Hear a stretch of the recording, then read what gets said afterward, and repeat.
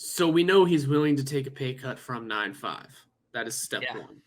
We know the rumor is that him and Letang were both offered 5 million. Okay, that's the floor. Mhm. So now you know your number's going to fall in there somewhere.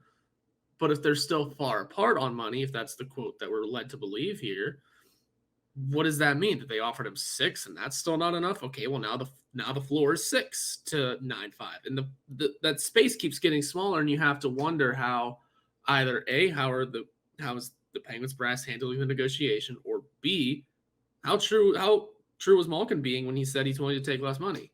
Don't get me wrong, if the player says he wants less money and then pulls back on that, I don't care. Mhm. Go get your money. You are a former MVP. You are a former Conn Smythe winner. You're a 3-time Cup champion. Go get your money. Yeah. We all agree. You agree as well. You've already made your money. Sure, go get more. You're in a position where you can go make more money, and we as fans and as reporters and whatever cannot fault that. Cannot. We cannot. Whenever Max Talbot left to go play in Philly, we could not fault him because he won his cup.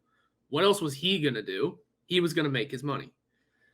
Just the way it is. If you have already won, you can go make your money. It's like the live talk, the whole talk of the live championship. Everyone's already won. Now they're gonna go get their bag. Good for them.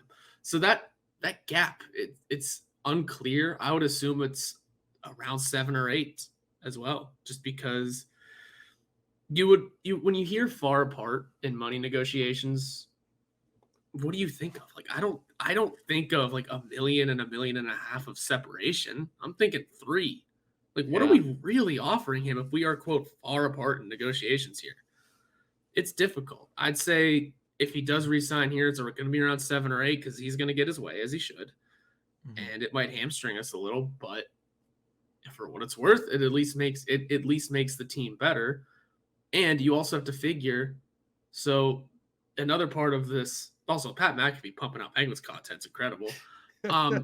This is Yeah. where this came from. Elliot Friedman said that Letang and the Penguins are closer, and they're still separated by about 1.25 million. So does that mean or does that mean they're further apart by that number? So much goes into this discussion that it's hard to track, Mhm. but at least we know that the Penguins are prioritizing Letang, and they're closer by about 1.25 million. So where does that leave Malkin now? In a bunch of question marks.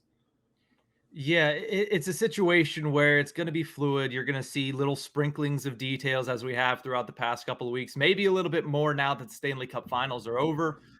Right. But it's going to be take what you can and try to analyze it and overanalyze it. And that's what we've been doing for the past, 3 weeks since we finally started to get a little bit of news out of the Penguins camp and out of basically insiders like Elliot Friedman, Pat McAfee, apparently. Yup. But nonetheless, it's all you can do right now because there hasn't been any actual real concrete word on where these guys are at as far as the money is concerned. So we'll have to keep an eye on that, and we'll have to keep an eye on honestly everything around the league because it's going to start ramping up now that the finals are over.